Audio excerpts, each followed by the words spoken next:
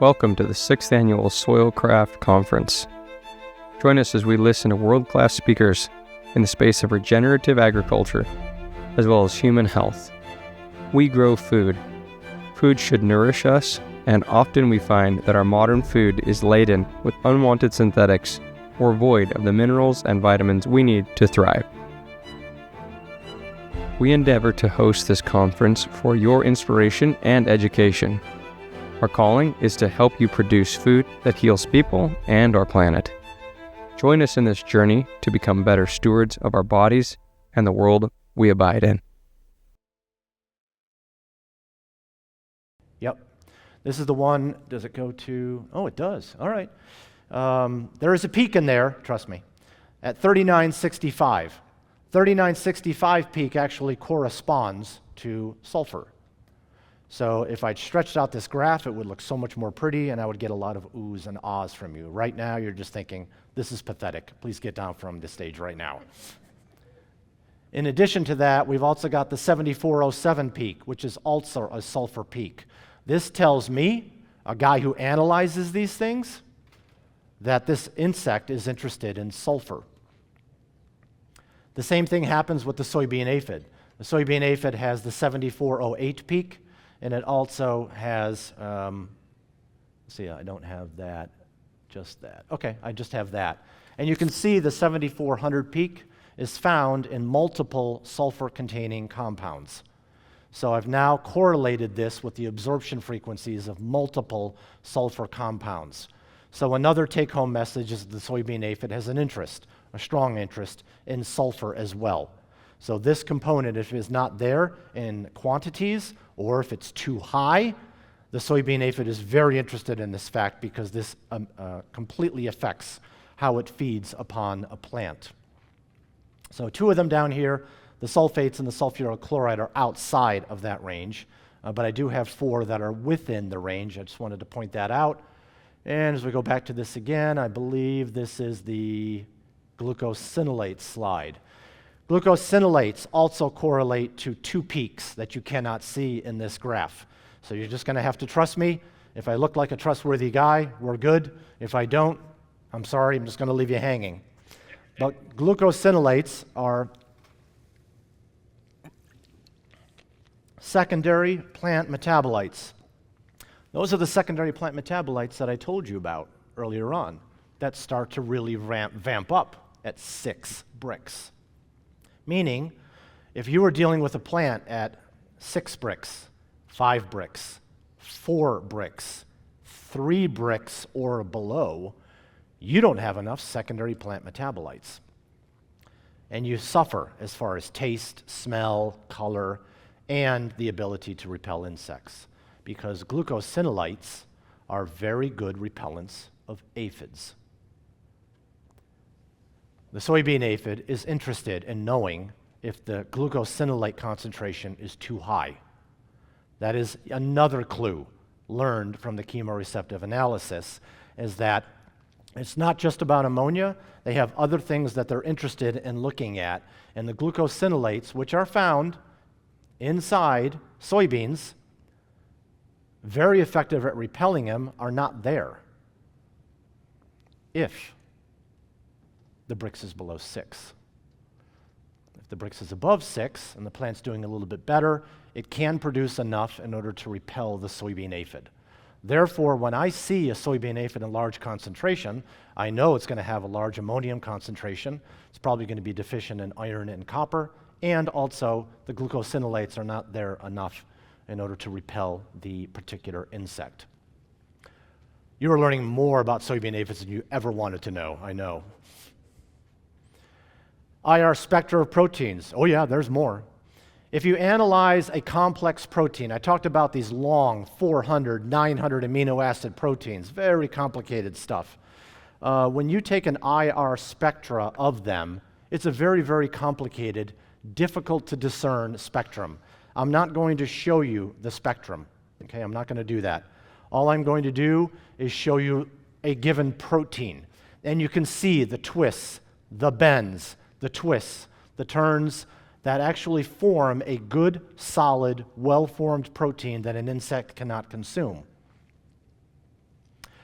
These proteins are highly complex. There are certainly many ways to establish this, so I include this mostly for the academics in the audience, should there be any here, is that these are difficult to discern.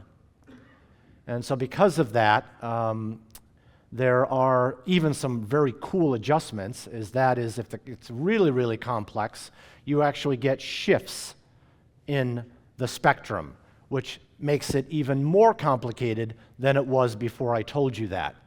Well, things are not complicated when you have an amino acid. An amino acid is a very small molecule compared to a complex protein. So right now I've got 2 amino acids at the top. You can see how small they are. You could have 400, 500, 600 or more amino acids in a protein, but if there's just 2 of them, that's relatively easy to deal with.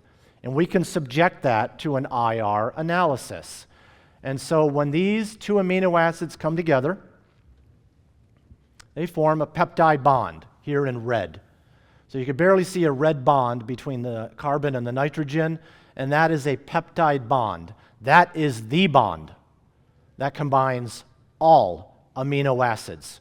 So if you've got 450 amino acids, you've got 449 peptide bonds. So that's how things get complicated with this. It's not too bad if you're dealing with a dipeptide, because you have only 1 peptide bond.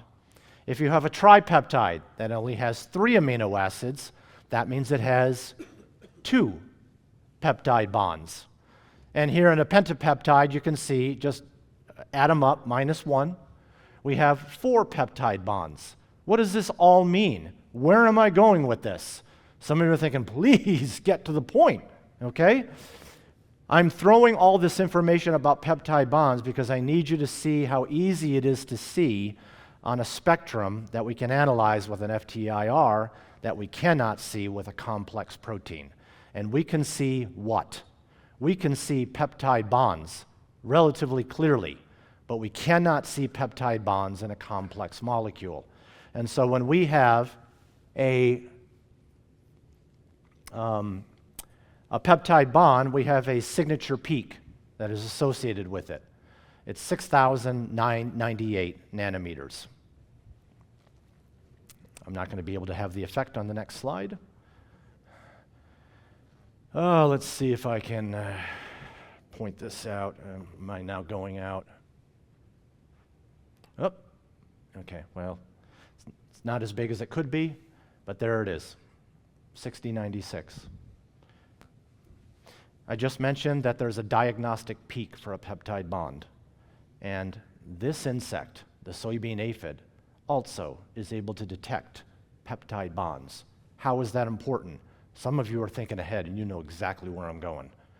The insect can only detect it when the protein is broken. We can't detect it when the protein is complete. It's too messy for us. But it's easier to see a peptide bond when you don't have a very complex spectra. And if the insects are smelling like a spectra, and they are, by the way, we mentioned that I've got 7 patents, I actually have 8. I was just awarded the 8th patent dealing with this chemoreceptive technology. And this 8th patent was awarded in 2024, and I'm now telling you right now that we've got additional evidence for the soybean aphid going after not just the ammonia, not just something that's low copper, not just something that's low iron, not just something that has high cobalt, which is going to keep feeding the ammonia, not something where it has a bypass mechanism. We've now got another one, and these are the peptide bonds. It is tuned, literally tuned to peptide bonds. Why? Because these are broken proteins, and it's very, very interested in individual amino acids. I was talking with a group one time, and I was telling them a little bit about this, and one of them started laughing. So, of course, you know, when someone does this spontaneously, you ask the question, what are you laughing at? And he says, oh, this is funny.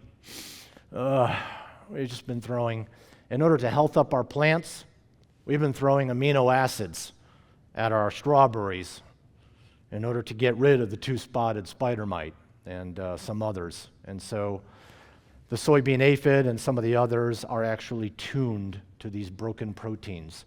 And so when you are putting on amino acids, you are actually, in some cases, able to feed them better because they did not understand why they were not getting rid of the insect with using a particular amino acid solution. And so this is part of the reason. And so that's why he was laughing. He did not know until I brought this up. And I said insects have the ability to detect broken proteins. So these aphids, when they're in the phloem tissue, they're trying to pick up, the soybean aphid is certainly looking for ammonium ions, absolutely. But it's also looking for broken proteins that it can digest. Those are the only ones it can digest. It's the same thing with our blood system. Our blood can only digest broken stuff. That's why we don't eat a cheeseburger or a piece of pizza through our blood system. We don't put it in an IV. We do have glucose in the IV, we have amino acids in the IV, and we're in the hospital, and then it goes directly into our blood. That's broken because our blood system can only circulate broken stuff. And then once this broken stuff is moved around, it is then made into complete proteins to make a complete body. And the incredible specimen that you see before you right now. As I stand before you, complete proteins, maybe not in my blood, but the rest of me. And this is now what brings you around to helping you to understand a little bit more about how insects work and how we can actually use technology in order to understand them a little bit better. Wow, this one actually worked this time. Okay, well, I'll take that. All right, calcium. Let's take a look at calcium next. In a plant sap analysis, it is often the case that we measure the old leaf and we measure the new leaf.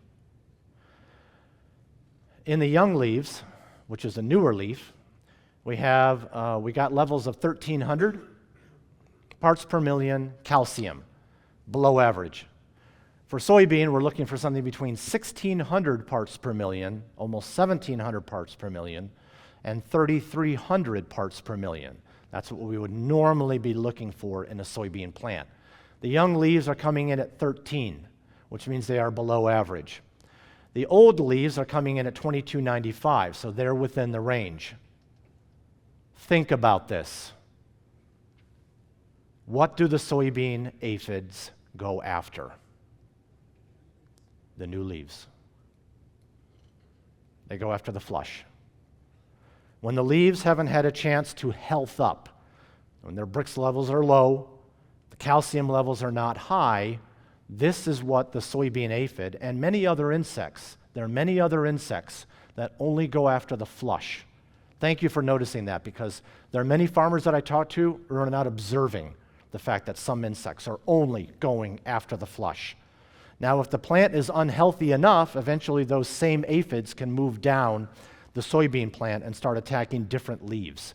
But the flush is usually attacked first. If the plant is weak enough, 3 to 5 BRIX, they can go after pretty much any leaf on the soybean plant, but generally they're going to be focusing on this. Why? What's the deal with calcium? Calcium in relatively high quantities forms a plug. So when an aphid sticks its beak into a plant, if there is enough calcium, it can get plugged. A plugged siphon on an aphid equates to a dead aphid because it can no longer suck from the plant. So it needs low calcium, as I've just demonstrated right here. It can handle a certain amount of calcium, but it cannot handle high amounts of calcium. So if we are dealing with lower calcium, it has less of a chance of being plugged so that it can continue to get all of that flavor and that taste from the phloem tissue, which it eats most of the time. By the way, you may not know this, but some aphids occasionally will go after xylem tissue too. That's where the water and the minerals are located, but for the most part, 95% or more, they're going after the phloem tissue. So I'm just trying to save you some trouble of having to go through articles that I've read, but occasionally they have a need to go to the xylem tissue. They'll take a quick sip, and then they're going right back to the phloem tissue as before. All right, so that's the reason for the calcium. And if this were, again, the way that I wished it to be, all I wanted to do in this particular one, which is, you can partially see what I wanted to say in this, and that is if you compare the gustatory receptors of the soybean aphid with the pea aphid, you can see, even with this very bad slide, that they're not the same. They're not the same. Many times, if I'm giving this aphid presentation, I will hear people out in the hallway, and they'll start talking about aphids do this, aphids need high ammonium, aphids don't do this, they do that. And you're kind of missing the point. Remember, one of the first slides I had is that there are 5,000 species of aphids.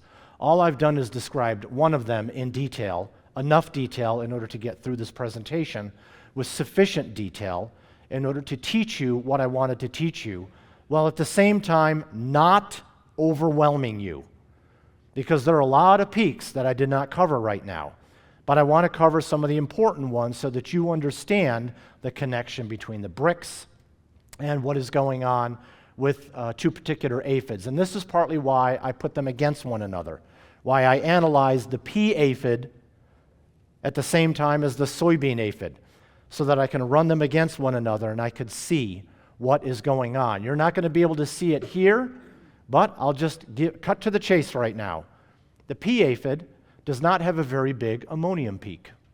It's not as interested in ammonium as the soybean aphid. It does have it, but it's small. Its glucosinolate peaks are much bigger than the soybean aphid. You can't see it in this graph. I'm just going to ask you to trust me on this.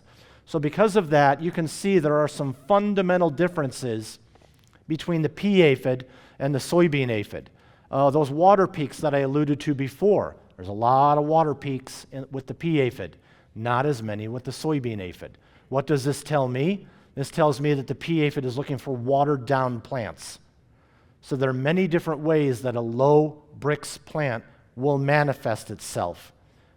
And if it's watery, it's going to be low BRIX. It doesn't have the sugar, it doesn't have the secondary plant metabolites, it's not doing as well as it should be.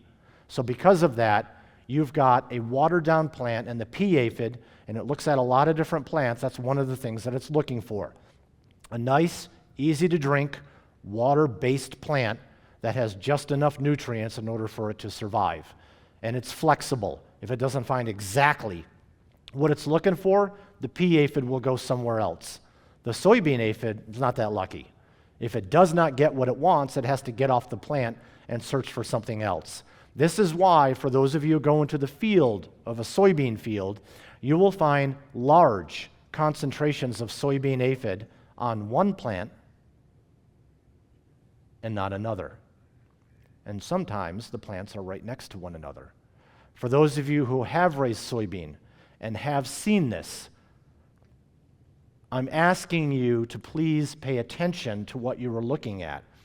You should be asking yourself the question, why are the soybean aphids going after this plant when this one right next to it is not? And this is partly because of what I'm teaching you right now. Not just one factor. This is not just about ammonium. That was the big one.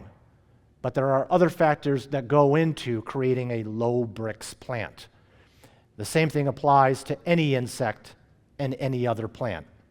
Obviously, I'm focusing on the soybean plant and the soybean aphid during this presentation in order to make my point. And you better believe it's applicable to every other insect that is out there, or at least the major pests. And I showed you 10 major pests of aphids.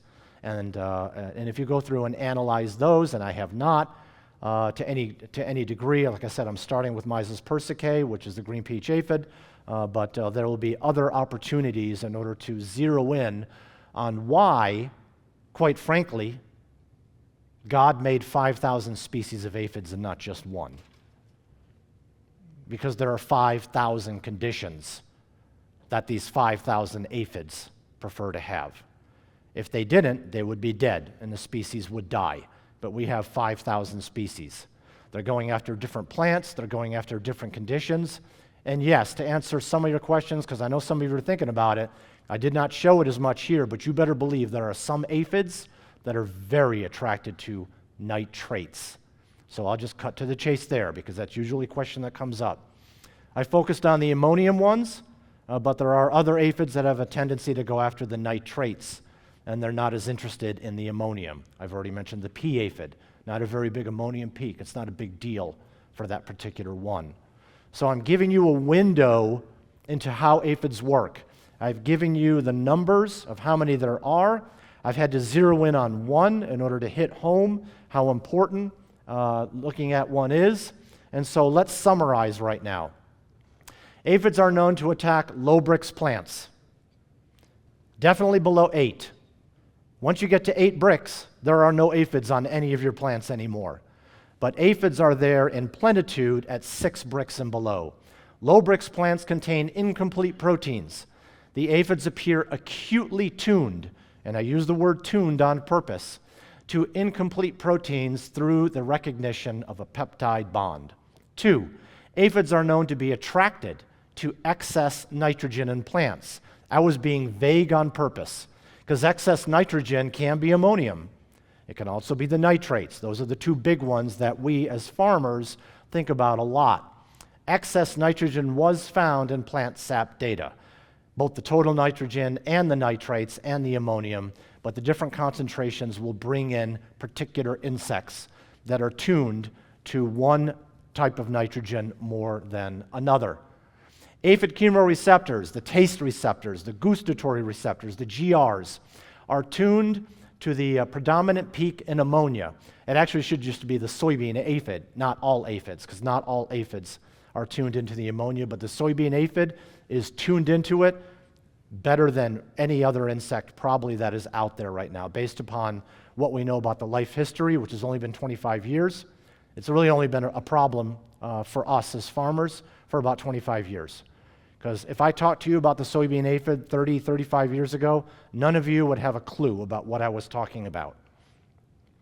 Ammonia is found in large concentration in the soybean aphid's favorite plant. That would be the soybean plant. Absorption peaks, 3965, 7408, 9480, 11,670. I've got glucosinolate peaks, I've got the sulfur peaks, I've got other sulfur peaks. These are all suggestive of various sulfur compounds, including the glucosinolates. We're hearing a lot about this quote-unquote BRIX business. You might be asking yourself what to do next if your BRIX is considered low and if your crop is at risk. BRIX is like a base level indicator, kind of like when your doctor takes your blood pressure at the first of every exam. If something seems off, he may order some blood work or some other type of test. At Soilcraft, we'd look deeper. We use soil and sap analysis to help determine imbalances in your crop and correct them with precise mineral and carbonaceous inputs. Give us a call to learn more strategies to increase the health and resilience of your crop in a natural and regenerative way.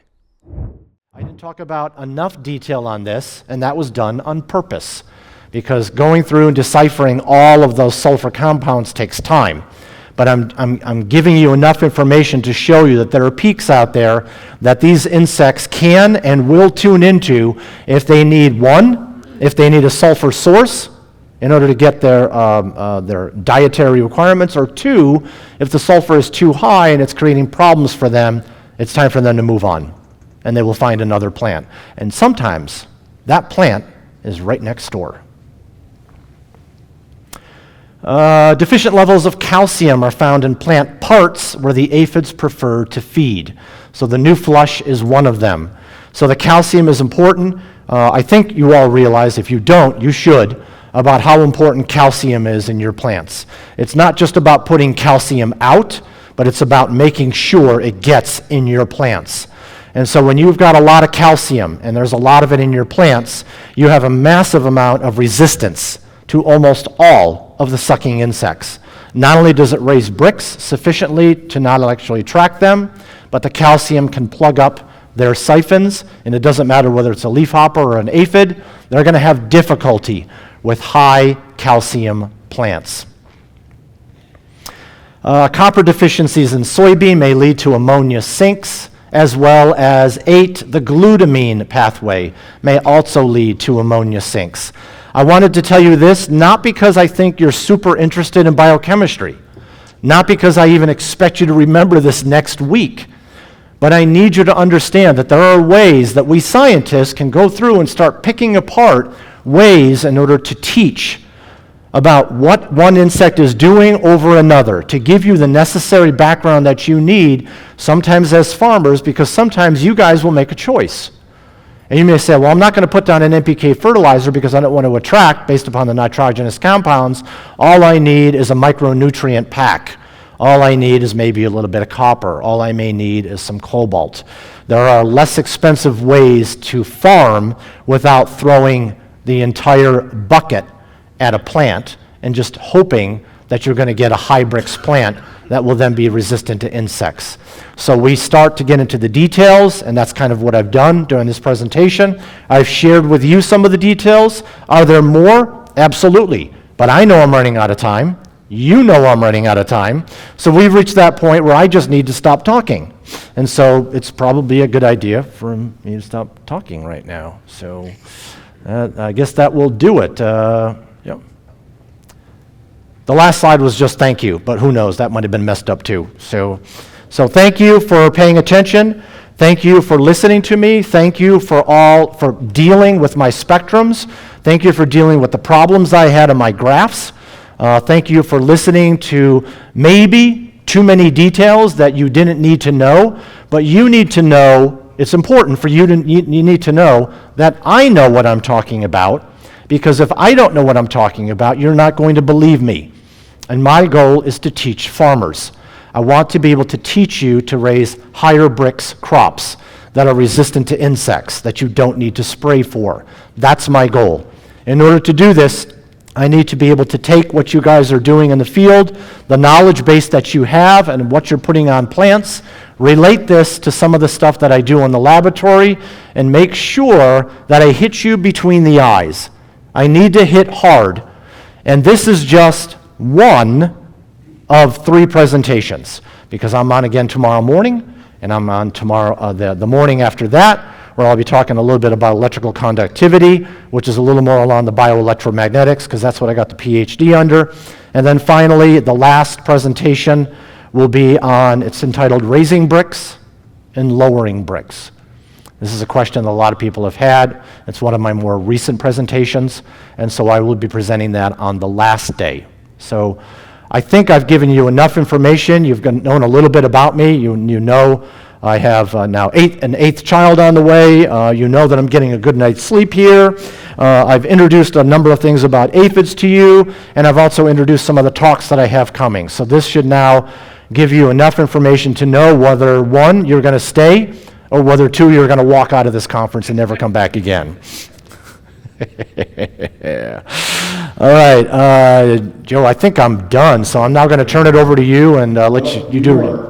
It's hard to believe, but you're actually early before break. So we do have 10 minutes for some questions. So would you be willing to answer some hard questions? The correct answer is yes. Okay. The answer I would like to say is no. No, we got you. You're on the clock, so we got you for another 10 minutes. Okay. Have any questions that you'd like to ask the doctor? Hi.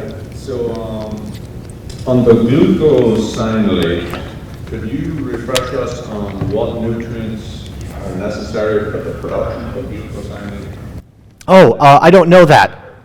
The nutrients that are important for a glucosinolate, well, one of them is based upon the name, is a glucose molecule. Another one are nitrogenous compounds, and I don't know those offhand, but it's a combination of a sugar and a nitrogen that come together in order to form a glucosinolate. The glucosinolates are formed by biochemical reactions in certain plants, especially the brassicas, and it's these glucosinolates that form kind of a smelly, because they have sulfur in them. Excuse me. They have sulfur in them too. So there's a little bit of an odor to them. They are repellent to most insects. Aphids, by the way, are repelled by almost every single secondary plant metabolite that I looked up. The list was, I looked at them, I thought, this is all of them. Whereas other insects are a little bit more specific about which secondary plant metabolites repel them. So if the plant is unable to defend itself, then it cannot defend itself against an insect. And so, as you bring it up, you've got three components to the glucosinolate, even though I don't know how it's made. But you have a glucose, you will have a nitrogenous compound, and you will also have a sulfur component. So if they're combined, the amino acid may be a sulfur-based amino acid because there are two of them, the cysteine and the, I have no idea what your chemistry background is, whether I'm making sense at all at anything that I'm saying right now, but I'm trying to answer your question without knowing the answer. And many times, PhDs like myself, we go off on long, roundabout tangents, and then we turn to you and say something like, did I answer your question? And you're thinking inside, no, and then you just kind of move on to the next one. But that just kind of gives you an idea. If the plant is unable to bring together all the components of a glucosinolate, then it's unable to defend itself against certain insects. All right, good question. All right, one over here.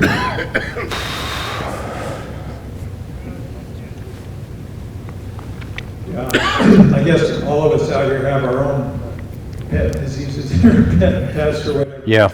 And I guess the bottom line is BRIX, right? That's the bottom line. If you have a decent BRIX, like north of 9 or 10, can you still have presence of attractants in that plant? Yeah. As far as attractants, a lot of insects are not interested in 9 to 10 BRIX plants. So a lot of the sucking insects are not very good at it. So when you get to 9 or 10, a lot of them are repelled, and at that point, most of the chewing insects, they're going after the roots, Diabrotica, corn, as well as some of the corn earworm, European corn borer that are feeding on the top of the plant. The chewers, they're going to be going after a slightly higher BRIX level, but they're still going to be below 12, and they're certainly going to be well below 14. So since you brought up the question, I will tell you, even though maybe none of you are from Florida, but once you get to 9 BRIX, you don't have Asian citrus psyllid anymore. We didn't find any psyllids on 9 BRIX citrus trees in Florida. The industry is going belly up. They don't know what to do.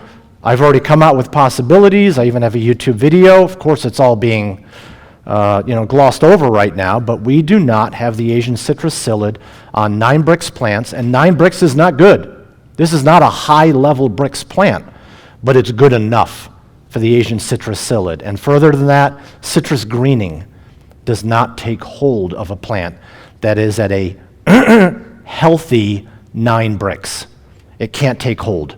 It's there, it can be detected, but it never takes hold because the plant is healthy enough in order to be resistant to citrus greening, which then raises the next question, Tom, can you tell us what the BRIX levels are of the citrus trees in Florida? And I said I would be happy to. Most of them are between 3 to 7 or 4 to 7 BRIX. So I don't see many 9 BRIX trees, but I do see them. And we did measure a 15.92, which I've talked about in previous presentations. So it is certainly possible to get high, but right now the farmers are doing everything that they can in order to prevent the BRIX from going up without realizing that they're doing everything that they can in order to prevent the BRIX from going up. So, next question. Getting BRIX up seems like more of a challenge than applying calcium, which seems quite easy. If the BRIX are low, but you have a steady calcium foliar regime, would you have an impact on the aphids, or would they still feed away? No, you're going to have an impact. Yeah. The calcium, since you brought it up, I'll talk about that detail right now. There are 2 things that are required in order to get the calcium into the plant. One is to have the calcium present. It needs to be present. The second thing is you need a massive amount of water. Heavy irrigation, rainfall. Those are the things I'm referring to right now. If you are dealing with, and I'll talk about this on the last presentation at this conference, if you are dealing with drip irrigation and you are putting the minimum level of water in order to keep your plant healthy, you are going to be low calcium because calcium has to ride up the plant in a lot of water. And so this is why, in part, why when we have rainfall, our plants look amazing. Part of the reason is because the calcium comes up the xylem tissue, permeates every part of the plant, including the flush, and everything becomes resistant at that point for a certain period of time. It may be a few days, maybe a week. It can be longer. But those are the things that are required. You need to have calcium available, and then it needs to get up. So you can have available calcium, but without the necessary amount of water, it will not go up because it has to go against gravity in order to do that. So I answer that question simply because you brought it up, but that is it was a good question to ask. Do you need other things? You absolutely do. Is it just about calcium? No. Is calcium probably one of the most important things to do? Yes, but that doesn't mean that everything is going to be taken care of by simply putting calcium out. Sometimes it works just beautifully. Sometimes. But the details will tell you. Test.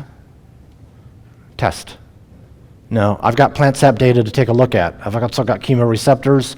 I got a lot of different things I can look at, so we need to test. Once we have the numbers, we can get a better idea as to what's going on. Yes? When you talk about the rainfall and having it bring up calcium, are you saying that because rainwater has a pH of between 5.3 and 5.6, where irrigation water is more in the 7 to 8 range? And when it brings up calcium, does it bring up other nutrients as well? Good question. No. When I answered the question just now, I was referring to a purely mechanical process. And that is when there's a lot of water, it moves up the plant, such as in a rainfall. So I was talking about the mechanical movement of the minerals. That answers your second question. Does a lot of rainfall move up the other minerals? Yes. For the same reason? Yes. Can it move up copper? Yes. Can it move up the cobalt, although not as necessary? Usually it's stored in the roots. Yes, there are many different minerals that can be brought up when the rain is significant and there's a lot of water that's moving up, because if it doesn't move up relatively quickly, I mean, it's still very, very slow. But if it's not moving up fast enough, the heavy minerals will remain subject to gravity, and they will never actually get up into the plant, including the new flush. So that's what goes on there. Your first question, I don't think I finished the first question, and that had to do with the pH, yes. The pH does make a difference. I didn't talk about that, but absolutely, pH will make a difference because it has to deal with chemical properties of the water. And obviously, these include the pH, which includes hydrogen, which have a plus charge, OH, which has a negative charge. You're now dealing with charges as well. Something I'll talk a little bit more about in the second presentation tomorrow. But yes, pH makes a difference because now you're dealing with electromagnetic problems rather than just the mechanical movement of water, pulling all minerals, including calcium, but everything else along with it. But good couple of questions. Good couple. How we doing? Yeah, we got lots of time. Okay. Who's next? You mentioned spider mites briefly. Yeah. Can you tell me maybe a few things that I need to look at to not get a spider mite infestation? No, I don't think I could do that easily. All right. Yeah, I mean, I talked about this with Soilcraft already. We had a quick video online. So if you haven't seen that, one of the things that I mentioned was water. Water is deadly to the two-spotted spider mite. Many of you know if you're dealing with two-spotted spider mite, they're usually found in hot, dry conditions. If you don't know this, I'm telling you right now. When you have a lot of rainfall, that's considered to be like the death of two-spotted spider mites. Why? The two-spotted spider mite does not have a bypass mechanism in its gut. It's not expelling the sugar and the water that it's getting from the phloem tissue. Whereas a two-spotted spider mite, its job is to eat the entire contents of a cell. What cells? The photosynthesizing cells, the parenchyma cells, the palisade cells in the middle. That's what they go after.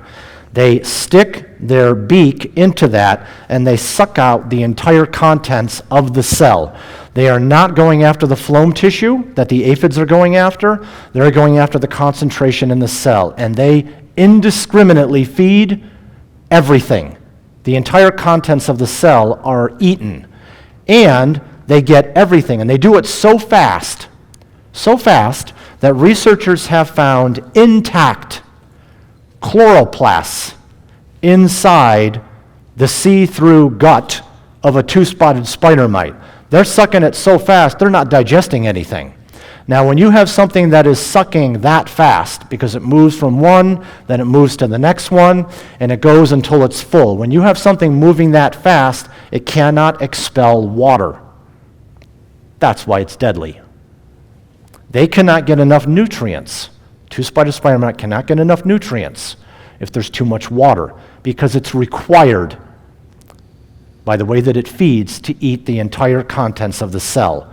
If the water concentration is too high and it's a big balloon, it wants the nutrients, but it's got to take all the water along with it. And that's a problem. It's a problem. It can't handle that. And so they don't. That's why the two-spotted spider mite will wait until we get drier conditions, and the cells literally shrink. They actually pull away from the cell wall, and you have less content. It's now more concentrated, which is ideal, because they can get a little bit, and they can get the full concentration of what they want without dealing with all that excess water. So they don't have to be eating water balloons. They wait until things dry up, and that's why in hot, dry conditions we see the two-spotted spider mite. So that's one of the things to answer your question. Of course, there's many more. That will be a future presentation at a later date. As a matter of fact, Dwayne was telling me he was interested in the two-spotted spider mites, so we will see if that happens in the future. Any other questions? How am I doing? Down here in the front. Down here in the front? Skip. Anyone else? Highly esteemed PhD. Oh, butter me up, yeah. Maybe I missed the answer to this gentleman's question over here, but he was asking about foliar applications of calcium. Oh, were you? Is that correct? Okay. All right. So how did you talked about Yep. you got to have a lot of rainwater to suck out massive amounts. Yes. Oh, I'm loving this. You're like my favorite person in here right now. Share some foliar applications, because I'm interested. Okay. Okay. All right. I'll hit you with foliar right now. We have 5 minutes, so let's, maybe we'll spill over to the next one. Sure. Yeah. This answer will take exactly 6 minutes for me to get through. So now I'm finally going over right now. Foliar feeding. I know where you guys stand in regards God. Okay? So allow me to speak freely about this right now. Plants are not designed to eat through their leaves. There are only 2 things, predominantly, that it's interested in: water and carbon dioxide, and those come through the stomata. That's it. Plants don't eat through the leaves. Therefore, when we are feeding them a foliar application through the leaves, we are cheating. We are bypassing the mechanism that God has set up. It is not a very efficient system, but it's very, very efficient if you have low BRIX plants and you have toxic soil, because the nutrients are supposed to come through the roots. I think you all know that. If you don't, you need to be told that now. But they're supposed to come through the roots. Can we bypass it? Yes. Should we? In some cases, yes. Because if the soil is toxic, we don't have the microbes that are able to take this up into the roots. So will foliar applications work well? Well is the key. I would say no, but do they work? Yes. We'll get to the calcium in just a second. What do they work well on? We've got good evidence that they work well with the micronutrients, those minerals. We can introduce minerals through the leaf cuticle, the iron, manganese, coppers, the heavy metals. They can be absorbed through the leaf relatively easily, and we can detect that change relatively quickly, whether we do it through a plant sap analysis or a tissue analysis that they get inside. But the big ones, N, P, K, calcium, the big ones are not efficiently absorbed through the leaf. Can they be absorbed through the leaf? Yes, I will freely admit that, but they're not absorbed well. Once they get inside the leaf, they don't transport around the plant well. That's why we get stuff through the roots. is because a lot of that stuff is coming up through the xylem tissue predominantly, but also and partially through the phloem tissue in order to be distributed throughout the plants. Meaning, when you introduce a particular nutrient, like calcium, into a leaf, it sits there. And it doesn't transport itself around the plant very well, meaning it's not efficient. So when you're putting down calcium, you're going to need it into the soil, and of course you're going to need a lot of water so that the plant can suck it all up like a straw and distribute all of the nutrients at once. Does it need to do so on a daily basis? No. Do we still do this all the time? Yeah. There are many farmers right now, I'm probably talking to some of you right now, who sit there monitoring your water, make sure that it's as precise as you possibly can. That is not the way nature works. Nature works through drought. Several days of this, boom, clouds open up, you get a rainstorm. Then you go through drought conditions again. Plants are not getting water on a regular basis, naturally. So because of this, plants are set up in order to distribute things according to the ways that God has intended. And I just told you how important a rainfall can be in this process while answering and talking about the calcium as it's applied through a foliar. So I do not want any of you to go out there and say, Tom Dykstra suggests that you not use foliars. What I am telling you is it's not the best. It's not the most efficient. But if you are dealing with, dare I say, GMO soybean, and you need to get nutrients into the plant, there is a toxic system that is present in the soil. Glyphosate is certainly part of it, but there are some other chemicals that are often used because if the soybean aphid is there. And they're also going to be spraying at least one insecticide, sometimes 2 and sometimes 3, and you are told in order to make sure that the insecticides all come from different groups to prevent insect resistance. I get that, but you're now putting on a lot more pesticides than you were before, killing the microbes, creating more of a problem for yourself, and therefore necessitating foliar feeding. Can I be more clear than I have just been right now? Okay, all right. I'm thinking my 5 minutes may or may not be up, so before... Right up against our break here, so... Okay. Last question. All right. Now, if you do have questions for Dr. Tom, we're going to have a 15-minute break, so you can go find him. He's going to be in the designated Mountain Dew drinking area over here away from the public. So if you want to go catch him, you can ask his questions there too, as well. Quick announcement, we do have pesticide credits for this and CCA credits, so if you would like these, they'll be on the back table. But let's give a warm applause to Dr. Thanks. All right, let's go ahead and take a break, stretch your legs.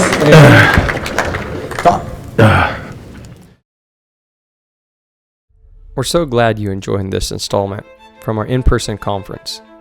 We want this to reach as many people as possible, so we've decided to release this free to you bit by bit every month. But imagine how awesome it would be in person. The networking, questions, and discussions that result are equally as valuable. Join us next year in person for our 2026 conference. Your presence makes the experience. If you have any questions or needs, please reach out. Call, email, follow. We can help.